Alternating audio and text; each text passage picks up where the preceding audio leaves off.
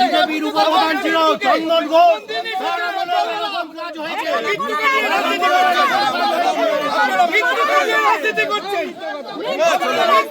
রাজনীতি করছে।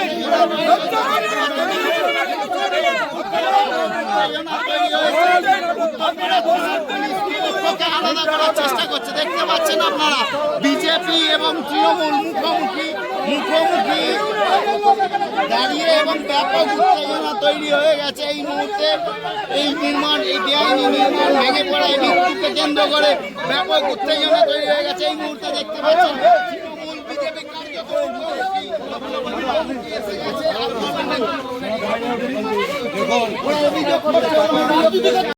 কি হয়েছিল আজকে? অ্যাকচুয়ালি এখানে কাজ চলছিল, তো বাড়ি মানে ফ্ল্যাট, হ্যাঁ ফ্ল্যাট নির্মাণের কাজ চলছিল। তো সেই সময় আমরা বাড়ির ভিতরেই ছিলাম। হঠাৎ করে প্রচণ্ড জোর চিৎকার চেঁচামেচি, এবং সেটা অনেক লোকের চেঁচামেচি।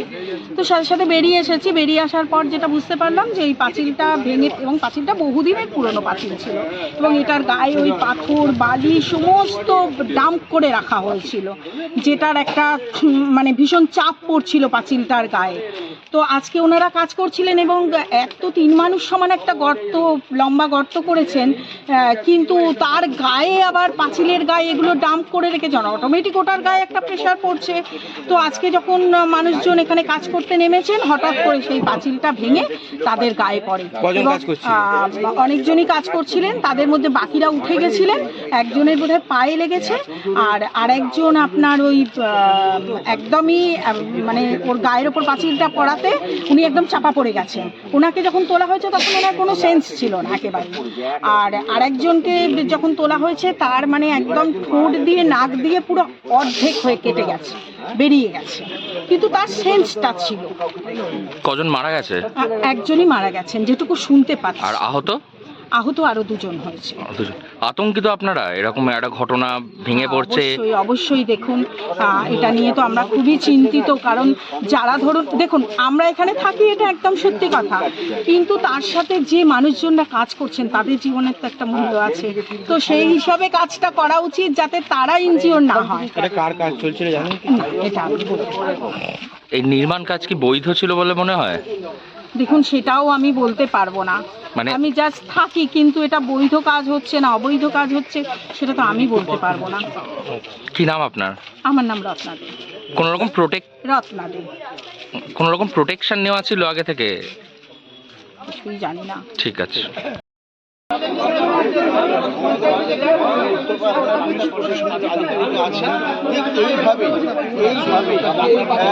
নির্মাণের সময় ইলেকট্রিক আছে কিন্তু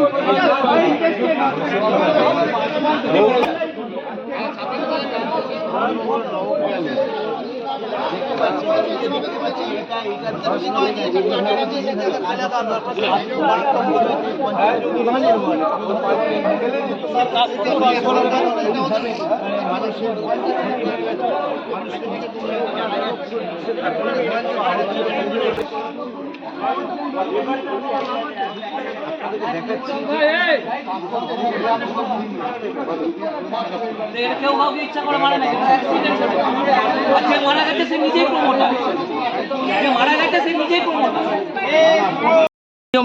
বাড়ির তার দেওয়াল ভেঙে মৃত্যু, কি বলবেন? কি বলবো দাদা, নবগ্রাম গ্রাম পঞ্চায়েতের অভ্যন্তরে, নবগ্রাম গ্রাম পঞ্চায়েতের বর্তমান শাসক দলে রঙ্গুলি হিলনে কাটমানির বিনিময়ে দিনের পর দিন এইটুকুনি একটা রাস্তার মধ্যে দিয়ে হচ্ছে ডেভেলপিংয়ের পারমিশন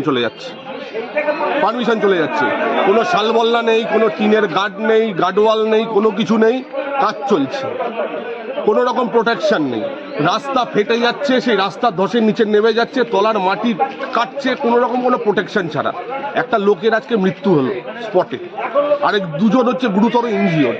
তাহলে এরমভাবে যদি চলতে থাকে আগামী দিনে, আর আমরা আগস্ট মাস থেকে আমরা পঞ্চায়েতের বোর্ডে আমরা নির্বাচিত হয়েছি। আমরা 9 জন মেম্বার, প্রত্যেক কটা বোর্ড মিটিংয়ে অবৈধ প্রমোটিং নিয়ে আমরা প্রত্যেকবার কথা তুলেছি প্রতিনিয়ত। কোনো রকম কোনো কেয়ার করা হয়নি, কোনো রকম আমাদের কথার কোনো গুরুত্ব দেওয়া হয়নি। দিনের পর দিন ধরে তুলেছি, 3-4 বোর্ড মিটিং ধরে আমরা তুলেছি, স্পট বলে তুলেছি যে অমুক জায়গায় অমুক জিনিসটা হচ্ছে, এটাতে আপনারা ব্যবস্থা গ্রহণ করুন। ব্যবস্থা গ্রহণ করা হয়নি। আমাদের মুখ ব্যথা হয়ে গেছে বলতে। আপনি মিনিট দেখবেন, রেকর্ড দেখুন পঞ্চায়েতের।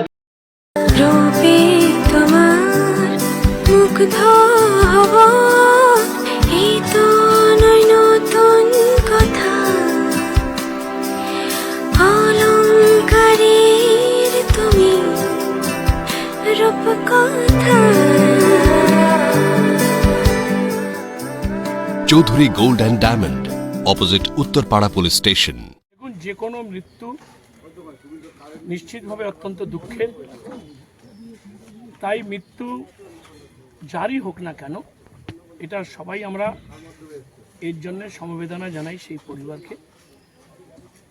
অ্যাক্সিডেন্ট কখনো কোনো নিয়ম মেনে হয় বলে আমার জানা নেই। Accident has no rule. যে কোনো অ্যাক্সিডেন্ট যে কোনো সময় যে কোনো মানুষের ক্ষেত্রে ঘটতে পারে। এই ক্ষেত্রে মৃত্যু হয়েছে। আমাদের সহকর্মী সতীর্থরা তারা শুনেছেন, স্থানীয়ভাবে তারা এসে পৌঁছেছেন শুরু থেকেই। আমিও সংবাদ পাওয়ার পরে উত্তরপাড়া হসপিটালে গেছি এবং পরবর্তীকালে এখানে পৌঁছেছি। বিরোধীরা বলছে যে মানে প্রশাসনের এখানে গাফিলতি রয়েছে, বেআইনি নির্মাণের জন্য এই ঘটনা। আমি দুটো জিনিস বলি। যে কোনো ঘটনায় প্রাথমিক স্তরে কোনো মানুষের কোনো মনোভাব থাকতে পারে, কিন্তু সেই ঘটনায় ল্যাপসেস কোথায় আছে সেটা এসেস করতে হয়। কোথাও ঘাটতি থাকতে পারে, সেই ঘাটতি যে মানুষের থাকবে সেই ঘাটতি যদি এসেস করে যদি ফিক্স আপ করা হয় তাহলে সেই অনুযায়ী ব্যবস্থা গ্রহণ করা হয়। এতে রাজনীতি করা এক জিনিস, আর যে কোনো ল্যাপসেস অর্থাৎ যে ঘাটতি থাকে সেটাকে এসেস করে সেই অনুযায়ী ব্যবস্থা গ্রহণ করা। কাউকে যদি মনে হয় যে দোষী সাব্যস্ত করা, তার বিরুদ্ধে বেশি ব্যবস্থা। কারো যদি মনে হয় যে না, তার কর্তব্য দায়িত্ব এক্ষেত্রে জিরো, সেটা এখন এই মুহূর্তে বলার মতো অবস্থা নেই। কেউ রাজনীতি করার জন্য কোনো স্টেটমেন্ট করতে পারে, but we are not in position to do all this things. কিন্তু বিজেপি মারা গেছে, কতজন মারা গেছে, কতজন আহত? দেখুন, এখানে এখন পর্যন্ত মৃত্যু কনফার্ম সবসময় হসপিটাল এবং পুলিশ অ্যাডমিনিস্ট্রেশন করে। আমরা এখন পর্যন্ত যেটা আমি উত্তরপাড়া হসপিটালে পৌঁছবার পরে যেটা আমার কাছে ইনফরমেশন, যে একজন ইতিমধ্যে তিনি প্রাণ হারিয়েছেন এবং একজনকে নিয়ে কলকাতা মেডিকেল কলেজে ওখান থেকে রওনা করা হয়েছে।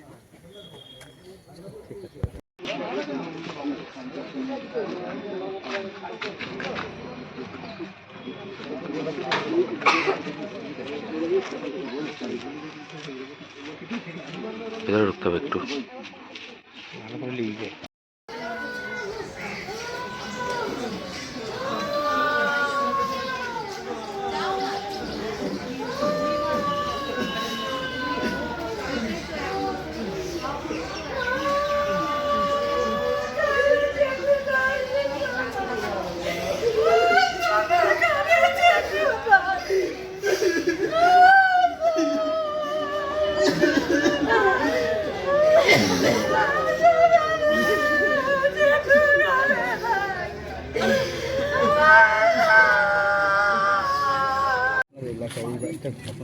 কি বলবো, নবগ্রামে তো এর আগে অনেক অভিযোগ উঠেছে, বিরোধীরা বলেছে ব্যাঙের ছাতার মতো মানে বেআইনি প্রমোটিং চলছে।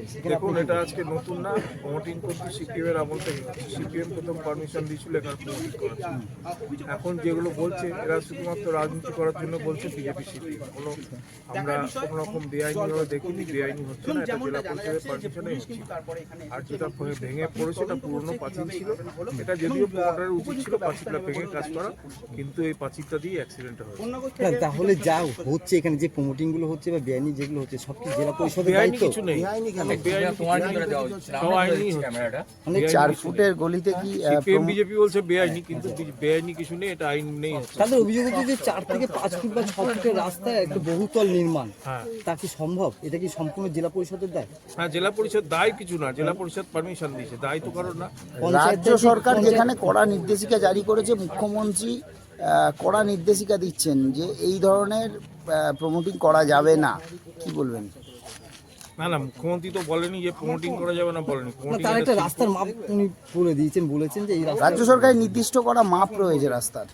হ্যাঁ, সেটা তো আছেই, সেটা সেখানে 6 আছে। ফুট বা 8 ফুটের না, রাস্তা। এটা 6 ফুট রাস্তা না, এটা দেখুন মাত্র 10 ফুট রাস্তা আছে। আচ্ছা, 10 ফুট রাস্তার উপর প্রমোটিং হতেই পারে, শুধু এখানে না, কলকাতাতেও হচ্ছে। হ্যাঁ সেটা হচ্ছে। তাহলে আজকে যে একটা মর্মান্তিক ঘটনা ঘটলো, একজন মারা গেল, আমরা দুঃখিত তার জন্য, যে ঘটনাটা ঘটেছে, একজন মারা গেছে, 3 জন না 4 জন হসপিটালাইজড হয়েছে, আমরা দুঃখিত তার জন্য। প্রশাসন কি ব্যবস্থা গ্রহণ করবে? প্রশাসন ব্যবস্থা বলতে এখন তো যারা আহত হয়েছে তাদের ট্রিটমেন্টের ব্যবস্থা তো আমরা দল থেকেও করবো এবং পঞ্চায়েত থেকেও করা হবে। আর প্রশাসনের ব্যবস্থা বলতে প্রশাসন পরে কি ব্যবস্থা করবে সেটা দেখা যাবে। আপনার নাম এবং ডেজিগনেশনটা? আপনি এই অঞ্চলের সভাপতি।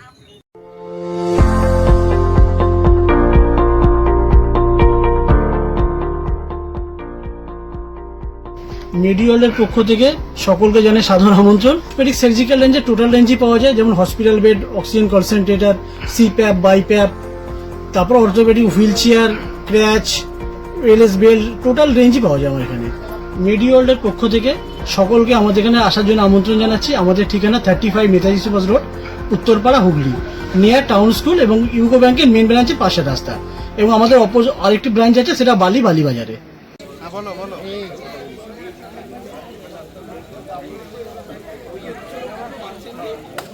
নমস্কার, আমি রাহি, লোকাল 18 বাংলায় আপনাদের সবাইকে স্বাগত।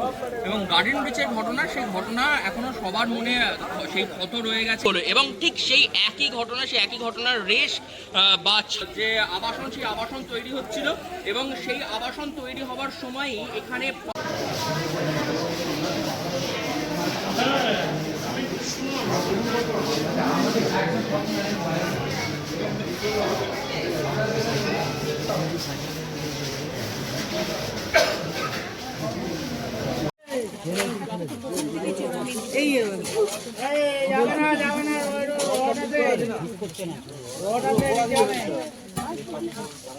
বিরোধীরা বলছে যে আপনার ওয়ার্ডে কোনো রকম মানে নিয়ম না মেনে এই কনস্ট্রাকশনের জন্য আজকে দুর্ঘটনা, কি বলবেন? দুর্ঘটনায় যে আজকে ঘটনাটা সকালে ঘটেছে, আমি সঙ্গে সঙ্গে খবর পেয়ে এসে দুজন, তখন আমরা জানতাম ইনজিওর হয়েছে, দুজনকে দুটো অ্যাম্বুলেন্স ডেকে আমরা পাঠালাম। আমি ছিলাম, আমার সঙ্গে আমার দলের সহকর্মী দাদারা ছিল, প্লাস এখানকার মানুষজনেরাও সবাই সহযোগিতা করে দুজনকে পাঠানো হলো। তারপরে আমি এখানে দাঁড়িয়ে খবর পেলাম যে একজন মারা গেছে। তো মৃত্যুটা সবসময় দুঃখজনক, তাদের পরিবারের প্রতি আমাদের বেদনা তো রয়েছে। তবে খারাপ ব্যাপার হচ্ছে সেই মুহূর্তটা কিন্তু আমি আমার দলের দাদারা আর আমার পাড়া প্রতিবেশী এদের পেয়েছি। সেই সময় সহযোগিতার জন্য কিন্তু আমার কোনো বিরোধী মুখ কাউকে পাইনি। তো বিরোধীরা কি ভোটের আগে শুধু রাজনীতি করার জন্য এটাকে বেছে আমাদের তাই না, সেই সময়টা যে অ্যারেঞ্জমেন্টটা তাদেরকে শুশ্রূষা দেওয়ার জন্য যে আমরা পরিষেবাটা দিয়েছি, সেটা কিন্তু সাধারণ মানুষকে নিয়ে, আমার দলের দাদাদের নিয়ে করেছি। পরবর্তীকালে আমি যা খবর পেলাম যে বিরোধীরা এসে একটা বাজে রাজনীতি করার চেষ্টা করছে, এটা নবগ্রামে কাম্য নয়, এটা আমি চাই না। আপনার নাম? আমি সোমা দাস, নবগ্রাম পঞ্চায়েত প্রধান। নির্মীয়মান বাড়ি ভেঙে মৃত্যু হলো মানুষের, কি বলবেন দাদা? প্রথমত হচ্ছে যাদের মৃত্যু হয়েছে তাদের পরিবারের প্রতি সমবেদনা জানাচ্ছি। এরকম একটি ঘটনা বা দুর্ঘটনা, আমি এটাকে ঘটনা বলবো এই কারণে, প্রথম তো হচ্ছে যে পঞ্চায়েত এলাকার মধ্যে ফ্ল্যাট করার কোনো আইন নেই। এইরকম এলাকার মধ্যে পঞ্চায়েতের যে আছে সেটা বেআইনিভাবে হচ্ছে, এটা 1 নম্বর কথা। দ্বিতীয় হচ্ছে এরকম ফ্ল্যাট তৈরি করতে গেলে যে প্রিকশন নেওয়া হচ্ছে, এই যে প্রাচীরটা ভেঙেছে, এটাকে বলবেন দুর্ঘটনা, আমি তো বলবো পরিকল্পনার অভাব। তার কারণ হচ্ছে এখানে যারা কাজ করছে তার পাশে এরকম একটা প্রাচীর আছে, প্রাচীরটা তো আগে ভাঙা উচিত ছিল। প্রাচীরটা না ভেঙে তারা এইভাবে এটা করছে। দেখুন, এই বিষয়ে এটা গোটা পশ্চিমবঙ্গে ঘটছে, এবং কি করে বাড়িগুলো ভাঙছে, কি করে তার অনুমোদন পাচ্ছে, তার সম্পূর্ণ গোটা পশ্চিমবঙ্গে যা চলছে নবগ্রামেও তাই চলছে। এবং পঞ্চায়েত থেকে শুরু করে প্রশাসন সকলের মধ্যে ইনভলভ আছে, এছাড়া এটা হতে পারে না। আপনার নামটা? জেনে নেবেন নাম।